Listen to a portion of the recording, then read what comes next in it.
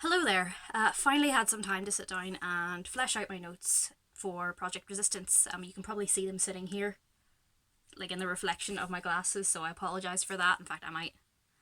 Actually, I have to have them on. I can't read my notes otherwise. Oh, we're off to a great start for this video. So, as some of you know, I was allowed into the Project Resistance beta for the PlayStation 4. I was a Capcom ambassador for like a little while, but I not really that much on social media, so I didn't actually do much. But I entered the draw to get in, and I found out a couple of weeks ago that yeah, I did get in. So I got my download code, I got the game, and I started playing, and it was really good. But the survey that they gave us afterwards wasn't working at all for me. It kept saying please only put ASCII or ASCII or whatever you want to call it figures in, so like the alphabet, no pound sign, hashtag, any of those things. And I wasn't doing that, but it still wouldn't accept the huge paragraphs worth of stuff that I was typing up for my notes and for what I thought of the game. So rather than let it all go to waste, because it's 2,700, no, 2,071 words, that's like 3 pages worth of stuff, worth of notes, I thought I would sit down, record it, and make something with it. I have a lot of notes, but before I start, this video is going to be up on my main channel. If I ever have another channel, I doubt I will, but for now everything's together. It's going to be up on the channel for a long time after the game actually comes out, so keep in mind that I'm only playing with the beta at this point in time. As of the date of recording, it is the 11th of the 10th, 2019, so the 11th of October, and we only got 3 days with it. Well, I only got basically 1 day because I was sick and then I was working. So I have like maybe an hour and a half of footage. Most of it is with Mastermind, a couple of bits with survivors, but I have a very limited experience with the game, as do most of the beta testers, so obviously things are going to change if I get some stuff right or I get some stuff wrong, or things have changed by the time the full game comes out. Like some of my complaints may have been addressed, which would be good, but if it has and you think I'm just narking on the game for not having these things, I'm not. I'm narking on the beta version and giving my notes as a former game developer of what I think could be improved and what I liked and what I didn't like, and basically just writing or speaking everything that I've written down that I was going to send to Capcom as feedback but didn't get the chance to. I also apologise for any kind of weird cuts there might be in the video. I think I'm getting sick. Something is going on. I don't know if you can hear it, but I've had like a funny throat for the past couple of days. I don't feel very well. I have a headache. I'm with Creepy cup sitting here so I can like have a little sip of juice if my throat gets dry, obviously, as it will when I'm talking too much. So if there's a little bit of weird cutting, I do apologise. But let's get into it. So I got my grubby little mitts on this game on the 2nd of October, but it wasn't actually out until the 4th. I did a little quick video that you can see, I'll put the links to it somewhere, just analysing the trailer and giving some thoughts on what the game might be before I actually started playing the game. I was actually spot on for a lot of things. It was set in Raccoon, like I imagined. It had a lot to do with Alex Wesker's T. Phobos virus years and years before the events of Revelations 2. It seems to be taking place in the Revelations timeline, which I don't know how I feel about, but I really liked Revelations 2's characters, so I'm kind of okay with it. And I was also right that you get to play as the Mastermind. I can't remember everything that I mentioned, but yeah, I had a good sense of the game before I actually started getting into it. What I didn't see was anything to indicate there would be a story, anything to indicate that there would be single player mode, or anything to indicate that there would be an offline mode, which is not the same thing as a single player mode. I'll address that further down in my little writing thing here, but yes, sorry, I got my train of thought back. I have had only the beta version. I've had only the trailer and about an hour and a half of gameplay, so take everything what I'm saying with a little pinch of salt. And you lovely future people, if you're watching my video, please don't yell at me in the comments. Number 1. Okay, so my first thought is kind of a controversial one in a sense. Make tutorial mode mandatory. So whenever I was playing, I did the tutorial for both Survivor and Mastermind because I'm sensible. But I saw quite a lot of people online complaining that there was a lot of senseless newbie death and a lot of people doing really stupid things and not knowing how to play the game because they hadn't played tutorial mode.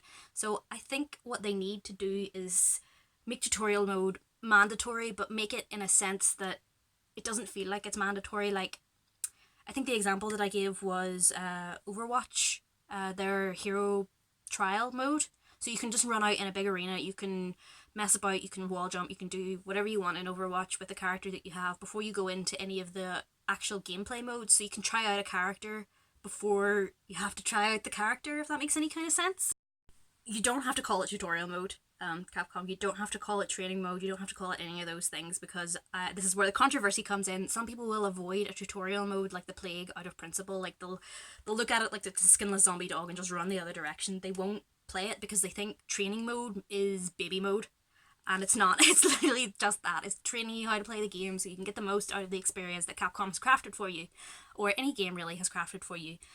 Just get people to play the tutorial and learn how to play proper before they get into the game world real, because there is nothing more annoying than playing with people who don't know how to play. It's just mind-boggling. Like, okay, there's some things in a game like this that you can only really get to grips with when you're actually playing. Again, the mastermind mode springs to mind. It doesn't go over everything in a tutorial. It gives you the basics, it gives you the tools, and it tells you how to operate the tools, and then it says go nuts. That's all I'm really asking for. Just something to tell people what they're working with and make them do it.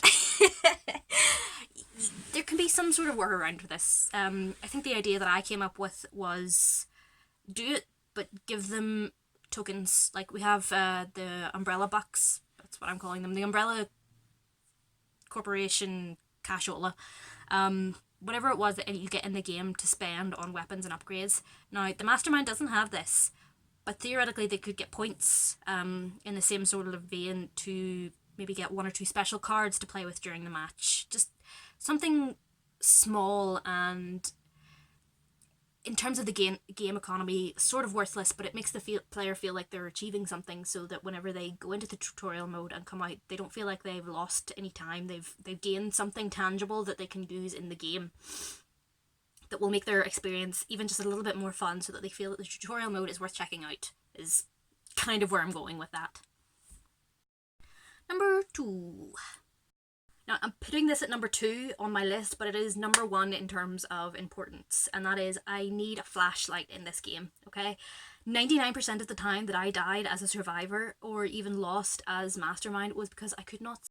I got stuck in corners, I got stuck in walls, I got stuck on zombies because I didn't realise that they were in front of me, I got separated and lost literally within seconds of my match as January starting, because I could not see for the life of me what was happening.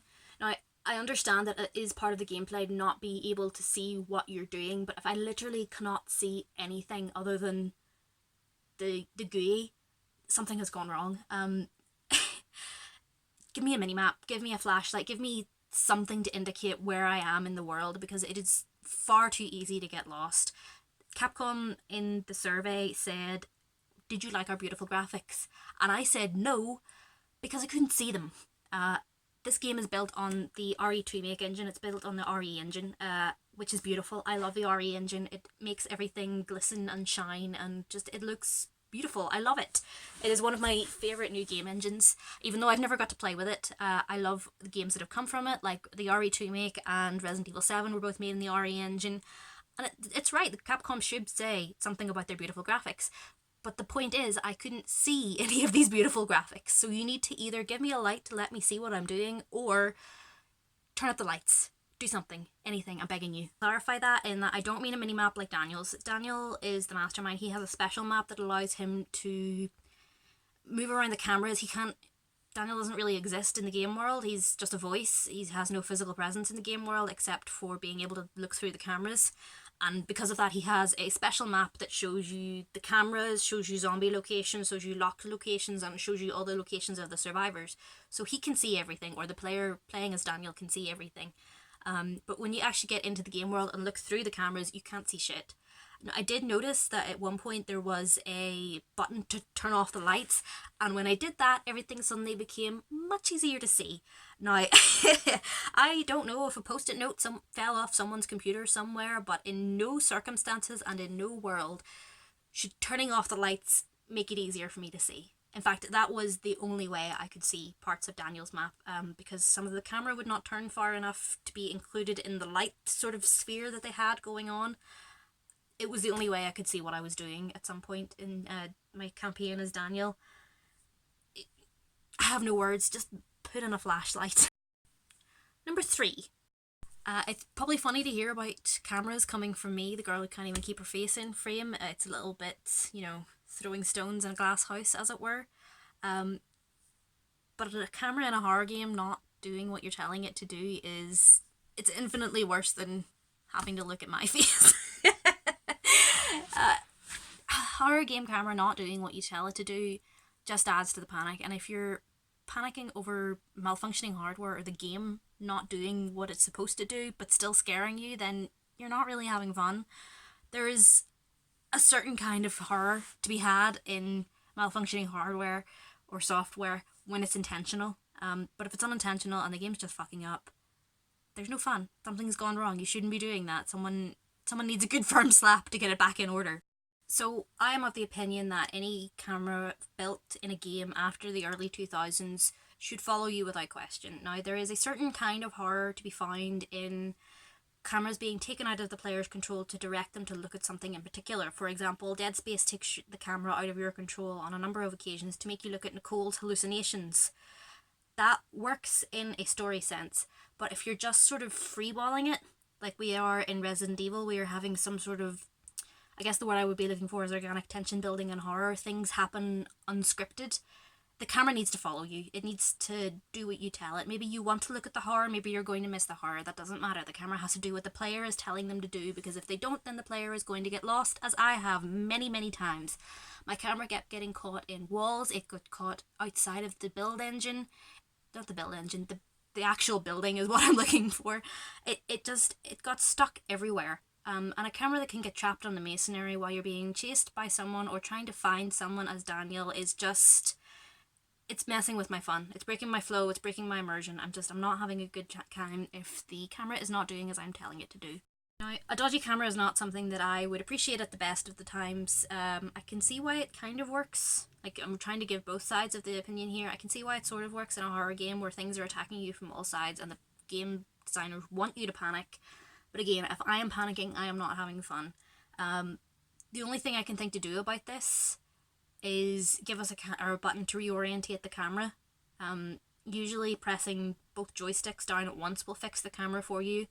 For some reason it didn't in this. I don't know if it's just a beta feature or if it's something you're going to add in later or if it's something Resident Evil is missing as a whole. I did notice that it was very dark and very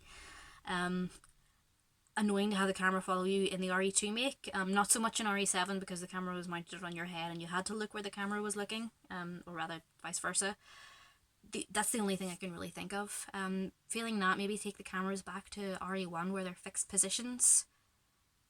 That isn't great in a game where everything is attacking you from all sides and you have full 360 movement rather than 2.5D tank controls, but it would fix the problem, so I guess do what you gotta do. Number 4. Roll stacking. So when we were in survivor mode, or rather I should say I was in survivor mode because I wasn't playing with anybody that I actually knew, I only wanted to play as Valerie, the healer. I have no interest in being the tank, I have no interest in being at the front of the fight. I like to patch my teammates up and give them a wee encouraging slap on the bum as they go and fight zombies for me. There was nothing else that interested me about the other characters. I didn't want to be the hacker, because again I couldn't see, so there was no sense in trying to hack things that I couldn't see. I didn't want to be the tank because I don't like being at the front of the fight, and I don't like being the melee fighter because I don't like getting kissed by zombies. So the healer was the only role that I actually wanted to do, but I couldn't get that because there was so many people insta-locking the characters that they wanted to do that I got shunted on to whatever was left, which turned out to be January. Now, January is going to be a very interesting character. She's the only one that I know of so far that can directly attack the Mastermind, which is interesting for a number of different reasons, because the Mastermind is sort of invulnerable to attack except by the hacker, because she can disable the cameras, she can mess with your cards, she can stop you putting down zombies. But that wasn't for me. Getting shunted onto a role that I wasn't familiar with and didn't really want to play kind of killed my enjoyment. Now, I understand from an interview by the games director, or was it designer? I'm not 100% certain. I will have to look that up later, that you can in fact get more survivors than what is currently on offer. Well, it's not currently on offer because the beta is over, but what was on offer. So there was only 4 survivors. There was Valerie, who was a pure healer, and found items for people. That was her skill. There was January, who was the hacker. She was sort of defense support. She didn't really have that high stats, but she could also was the only person who could attack the Mastermind, which I've mentioned. There was Tyrone, who was the pure tank, and was capable of taking quite a lot of damage, doing quite a lot of damage, and doing something similar to Brigitte from Overwatch, which is like a rally cry, which means that their teammates do more damage whenever he's, pumped. And then last of all was the pure melee guy called Sam, who punched people. But as I understand it, there is mixed roles and more classes coming in the full version, and also more than one mastermind. So Daniel is not going to be a main character. He's just going to be like a set stack of characters like the survivors. But again, don't put me into a role that I don't want to go into. Let me stack the roles that I want in order of preference, or stack the characters that I want in the order of preference. Now, again, I know this is a beta, so obviously that's probably a little bit much to ask, but this is stuff that I would like to see in the full and complete version. Don't penalise me for jumping out of the game because I don't want to play as a certain character. If I'm not having fun as the character, I'm not going to do a good job. I'm going to get lazy, I'm going to get bored, and then nobody's going to be having fun. So don't do what Overwatch has done and penalise the player for dropping back out to the lobby and cancelling the game because they didn't want to play as that particular character. Now, I understand that sometimes you have to play as a character you don't want to do just for the sake of victory, but that's not fun. Games are meant to be fun. I can't believe I have to say this in the year of our Lord 2019, but games are meant to be fun, okay? And if you're doing stuff that is not fun, why are you playing the game? Some people get really annoyed about this dropping out thing, but also on the other side you have a lot of people being really annoyed that they have to play a character they don't like. I am one of those people. I don't want to have to do something that I don't find fun. Simple as that. Failing giving us the choice to choose our characters in order of preference, do the role stacking thing that Overwatch has done. Let the person or the player pick a tank that they like, a melee that they like, a defense that they like, and a support that they like. So that way, at least, if they don't get the role that they want, they can at least get a character that they are familiar with. There is nothing more annoying than jumping into a game with a role you don't like and a character you don't know how to play. The system that they seem to be setting up, judging by the rank system that they have on the character information screen when you select that character, indicates to me that you will be able to level up your characters and get better points, get better cards, get better skills. Basically, sort of RPG elements, but not quite. If you are being made to play a character that you don't know and have never touched before and have no intention of playing as, it's going to be piss weak, to put it simply. And either you need to balance that by putting it in with other low ranked players, or they're going to get unevenly ranked in terms of skillage, and then the person just isn't going to be having a fun time, and then they're going to fail their team, and then no one's going to be having a fun time. So yes, to bring this back around to a sort of vaguely summarised sort of thing, let us do role stacking. Don't punish us if we don't want to play a particular character. Be nice to people and let us have fun. Number 5. Single player mode. Now, if I have to explain why we need a single player mode in games in 2019, we are not going to be friends. Simple as that.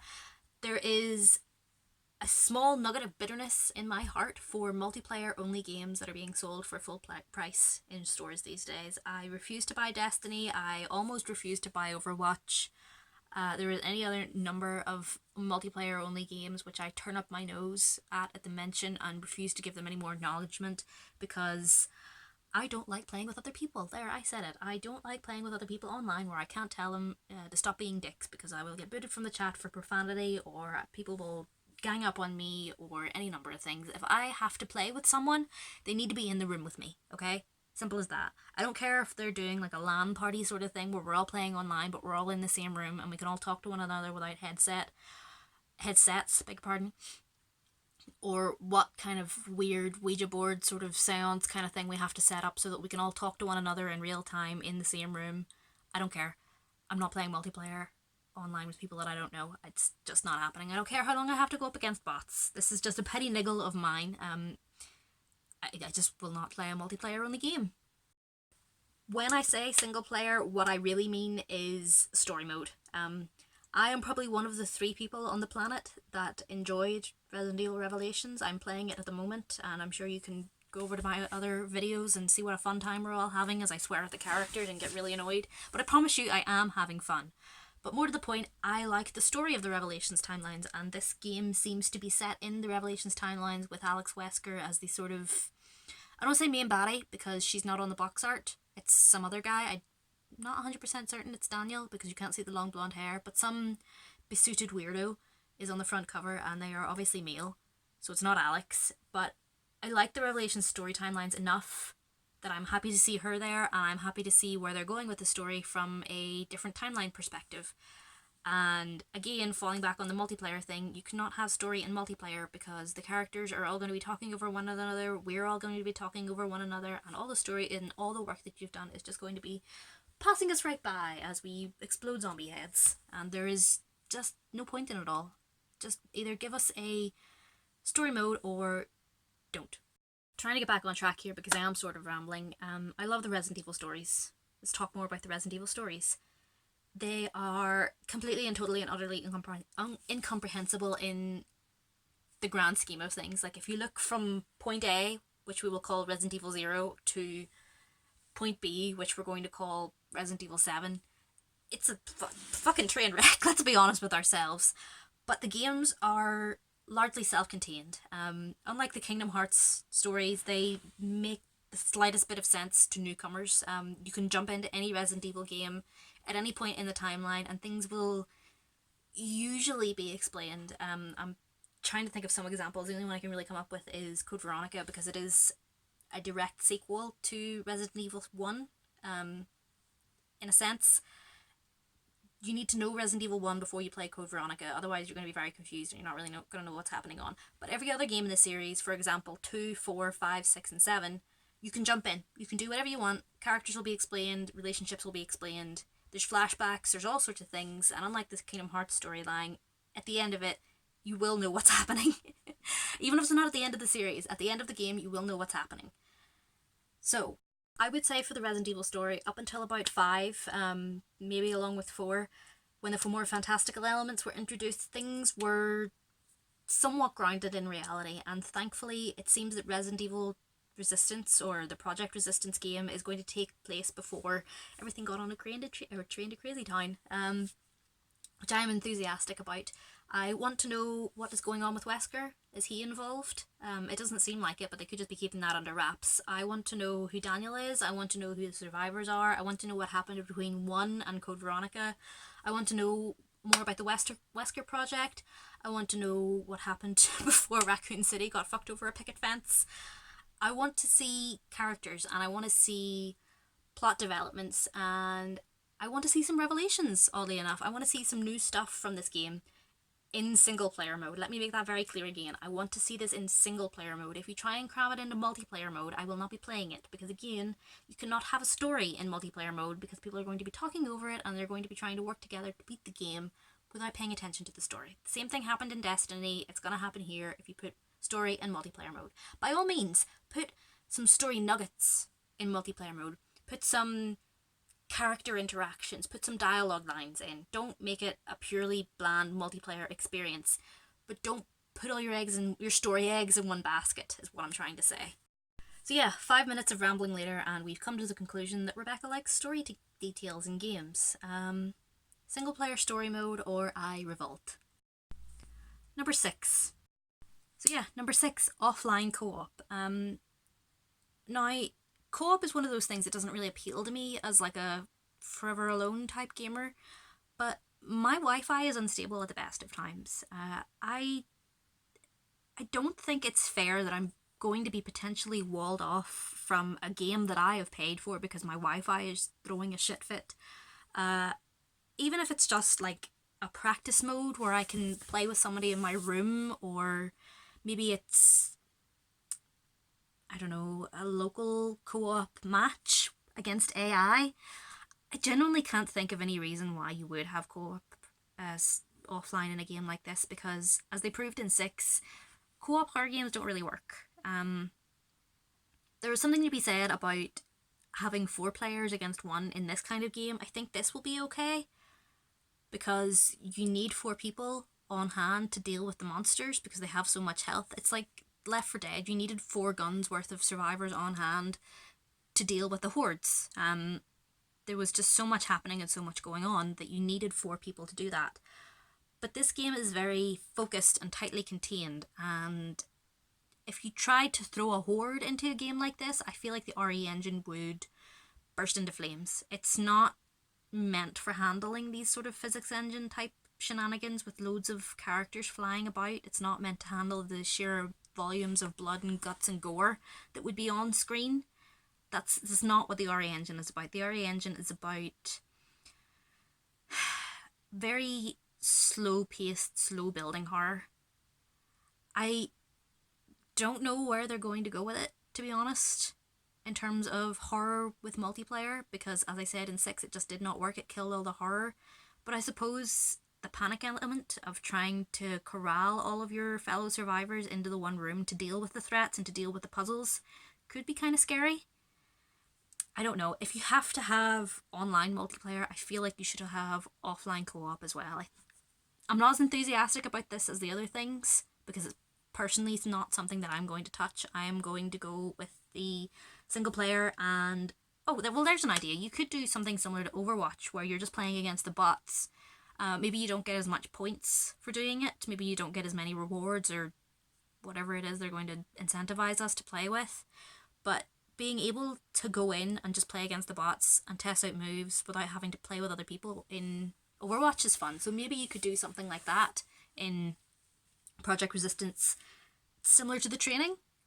I don't know. I don't know where it would go with this. I don't really have any solutions because, as I said, I'm not a co-op kind of gal. But yeah, if you are going to have multiplayer, please put single player multiplayer in. By which I mean offline multiplayer, if that makes any kind of sense. Before I go on onto the next one, could you have offline co-op as Daniel? Would that work? Because that will be quite interesting. It could be 1v1 or 1v1v3, so like 1 mastermind player, 1 co-op player, and the rest of them are bots. Because I feel like that would be quite interesting. It would allow Daniel to test out, or whoever's playing as the mastermind, or they're playing as a mastermind, because I'm sure there's more than one mastermind character. It would let them test things out on a real player, but being backed up by the bots. Like, the bots are way too coordinated. I understand that from playing Overwatch. They have a goal, they see the goal, they do it. But having someone who can react realistically would take away some of the annoyance of just having the bots blast through your strategies or just fail the strategies. Like, obviously things that would work on a real person may not work on an AI person, and vice versa. I don't know. I feel like there's got to be some sort of way around it to have offline co-op and have a person in the same room as you having fun with the game that you bought. Number 7. Now, this again for me is a purely personal kind of gripe. I want more story details. It is, even just like small ones are important to me. If you look at things like Resident Evil Revelations, everything you touch, everything you pick up, deposits a little bit of story detail in. And I remember whenever I was doing my Resident Evil 1 review that there was story built into the world, as it were. Sometimes you wouldn't get story details when you picked things up, but you would go to a fireplace and the character that you were playing as would say, oh, this fireplace is lit, it looks like it's been cleaned, it looks like it's been serviced recently. So although that doesn't put any information into your codex or your book or your journal or whatever, It tells you a lot about the world that you're existing in. Someone has come through here recently. Who was it? Was it an enemy? Was it someone who's just turned into a zombie and they're lying on the floor now? Was it Wesker? Who was it? This world is alive around us, and that is what I want. To me, it is a very small and important detail that games have story nuggets. Like, even the games that no one cared about in the Resident Evil franchise, like Darkside Chronicles and Umbrella Chronicles, had 20 chapters of fan fiction worth of story and information in them. I'm not even joking. Like, if you go and play Umbrella Chronicles or Darkside Chronicles, you will get so many story details from other parts of the story, things being told from different points of view and different characters being introduced, and it was just incredible. If you're not going to dump so many story and text documents into my lap for me to peruse in my leisure, then why would you bother fleshing this world out? Like, obviously you're building a story. You mentioned Alex, you've mentioned Spencer, Daniel mentions people. The characters are clearly from Raccoon City. If you're not going to give us more story details, even in the beta there was nothing to indicate any of the story. Like, you couldn't even see the lab that you were in to notice around for any Easter egg. Actually, tell a lie, there was one Easter egg. There was a Resident Evil 3 Easter egg in the safe room kind of area for the survivors. If you went in there, the Resident Evil 3 safe room music played, which was nice to some people, but Resident Evil 3 is the only one that I've never played. So, more. Just give me more Resident Evil. This is all that I'm asking. I've been waiting for years for a Resident Evil game set in the main timeline to give me more details about what's happening. There is so much story for Resident Evil. So much. But I don't know any of it. I know what the game has given us, but there's clearly loads of things going on in the background that have never been mentioned by any of the characters. They're just hinted at. Like, if you go to Lost in Nightmares, Alex is hinted at, but Lost in Nightmares was from Resident Evil 5, which came out in 2009, I want to say. And then Resident Evil Revelations 2 came out 2 years ago, I want to say. So that's a huge gap between Alex being hinted at and Alex actually being revealed. It just... How long are you going to tease us? How long do you think that you can keep this up and maintain the interest, Capcom? So like I said, this is the first Resident Evil game that has come out in donkeys that has all new characters that we've never seen before. Alex is confirmed, but we don't even know if she speaks, and someone has put on the Wikipedia page that Annette has been confirmed, but I can find no source or evidence of that, so we don't know. But it's so interesting to me that we are potentially going to see all of these new characters and all of this new stuff, because there has been quite a few confirmed new characters. All the survivors, Daniel. I read in an interview somewhere that is only 4 of the survivors, so obviously there's going to be more, and there's going to be more masterminds, and they're all going to have voice lines, they're all going to have chat, and we're going to see Raccoon City, which realistically we don't know that much about because it happened so quickly, from a whole new perspective, a whole new series of perspectives, and that is so exciting to me.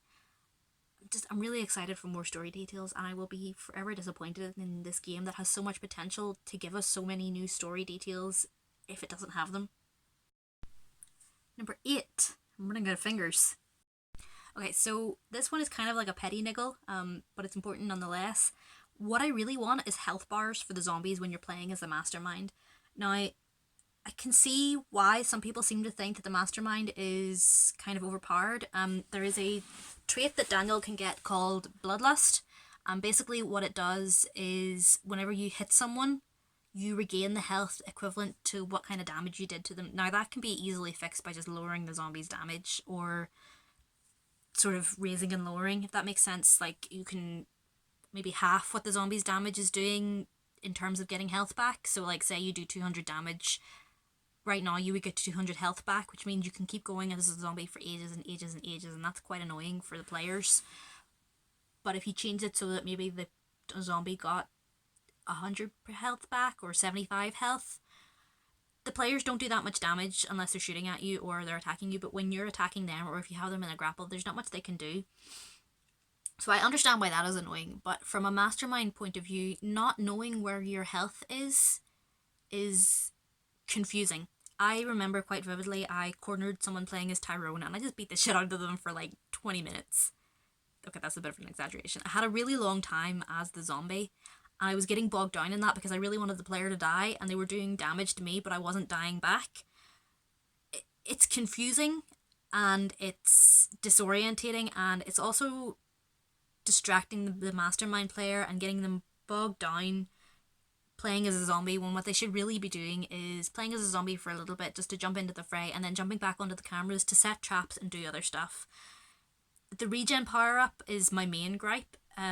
If they get rid of that and give me a health bar, I feel like it will be much more balanced. Now, this isn't to say that the survivors should be able to see the health bar. I remember they did that in Revelations raid mode, and it was useful to an extent, but I think if you're trying to make the players panic a little bit more, you should keep the health bar away and just let them kind of guess where they're going to get a kill from the zombie.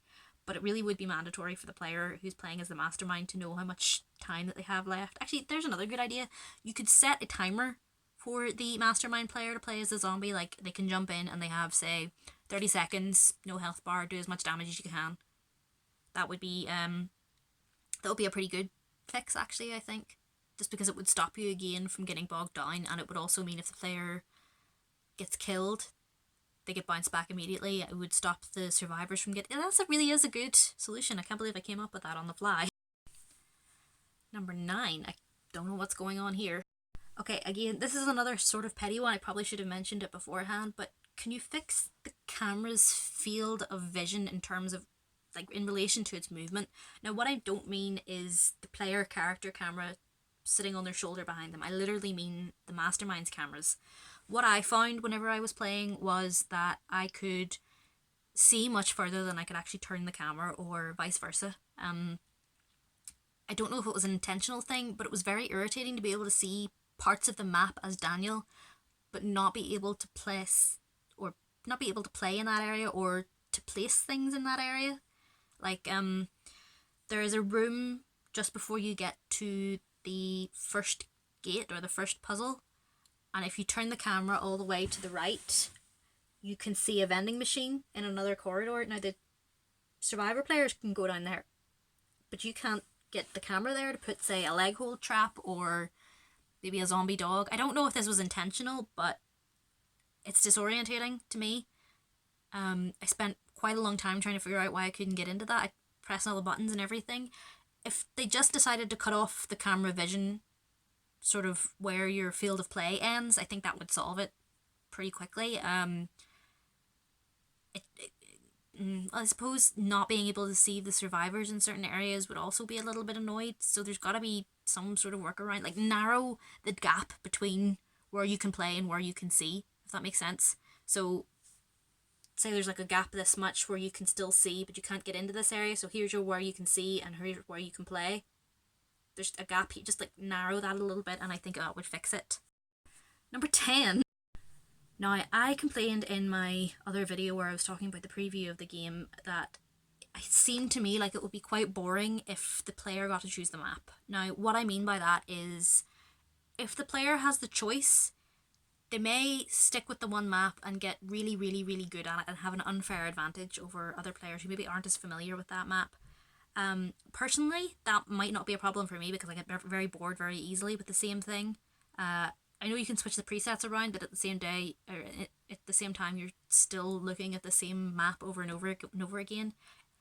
I think it would throw the players a curveball, all of them, even the mastermind, if they didn't have the choice of the map. Obviously, give the mastermind a choice of presets, obviously, because it affects what stuff that they have, and that might be a bit annoying. But don't let them choose the map. Select a bunch of random maps, do a randomizer, whatever you want to do, or give them a choice out of a set 3, something along those lines, so that they can't get an unfair advantage. Personally, again, for me, I get very bored very easily, so I would never choose the same map over and over and over and over again. I feel like quite a few players would be like that, but again, don't give them the choice. Just throw a curveball at them. Let them figure it out on their own. Number 11, and I've run out of fingers and I'm not lifting toes, so you're just going to have to deal with that. Okay, so this is some really, really small petty niggles now that I have, but I feel like the characters need more distinct silhouettes. Now, it is dark in this game, I've harped on that already. It is very, very, very dark, and it is hard to see at a glance what is a survivor and what is going to be chewing on your face 2 seconds from now. I mentioned that I got stuck on characters and on zombies earlier on because I couldn't see where I was going, but you can see a silhouette. of your fellow survivors in some scenarios. And I know as Mr. X, you can also highlight the silhouettes of the survivors. But to be quite honest with you, I had no idea who was who. They're not as bad as some games, but what I mean when I say give us more distinct silhouettes is something like Team Fortress 2, where you have small skinny characters and you have tall skinny characters and you have big wide characters and you have characters with unique weapons. Sam and Tyrone are just dudes in long sleeve shirts. January and Valerie was a little bit better because January obviously has that big sort of bouffant hairstyle and Valerie has like a little ponytail with like hair physics, so it moved around and it was easier to see her. But again, if you're in the heat of a battle or if you're in the heat of the moment, you need to know what is going to be killing you and what might give you dirty looks later on if you shoot them. Number 12. Call out buttons. I don't like going on voice chat, obviously, because I have a very thick Belfast accent and nobody can really understand me outside people who play in Belfast. And even then, if the mic's not that great quality, which it's not on this, I'm sure you're having a lovely time trying to figure out what the hell I'm saying. It's worse. It's terrible. It's awful in-game. The number of times I have been trying to talk to people and they don't know what I'm saying is ridiculous. But again, on Overwatch, they have call-out buttons, so you can just press a button to get your point across. I need a shortcut key to tell fellow survivors where I am, what I'm at, that I found a piece of the puzzle, that they need to hurry their stupid asses up and get to the level exit or something. It wouldn't matter to me so much on Daniel because I like hearing voice lines, which I'll talk about in a minute. But I noticed some of the characters do their voice lines automatically, so it can't be that much work to just give me a button or a scroll wheel or a slider, or there's got to be some button in the game that's not being used right now that I can use for talking to the other players without actually having to talk to the other players with my annoying nasally voice. And lastly, please give me more Daniel voice lines. There were a lot of voice lines for Daniel. There were some that I didn't even hear on all of my playthroughs. I had to go and look them up. There's one where he's like, what is this fucking bullshit? And I love it. I love this smarmy French bastard so much. I could listen to him all day. I doubt I'm going to play as any other than Masterminds now because I'm just so much in love with Daniel. So yeah, that about wraps things up on my thoughts for Project Resistance. I have no doubts that I will make another video when the full game comes out and I have a lot more to talk about. I'm probably going to spend 90% of my time talking about the characters and the story because that's what I like doing. Although I did actually have a nice time this time talking about the gameplay. It's very rare that I get to do anything with my games design degree and talk about the lighting engines and all the different pretty stuff that I get to see in games. I have my doubts that anybody from Capcom is going to actually see this. It would be great if they did because this is the notes that I was trying to send to them when I filled in the survey, and obviously it didn't work, so they forced me to make this video. Why don't you like, comment and subscribe? If you were part of the beta, why don't you tell me what you liked about it, what you didn't like? If you haven't seen trailer or footage from the beta, you can see it here. I will try and figure out how YouTube works to get the end cards in. You can watch my other videos. If you want to see what I was talking about the trailer, you can see here as well. I think that's everything. I guess I will see you guys later. Bye. Hi. One more thing before I go. I have written down here, just for shits and giggles, to call Daniel Fabron, the mastermind character, a cunard, which is French for bastard. I couldn't find the French word for coward in my little book of French swears, so I just went with the next best thing.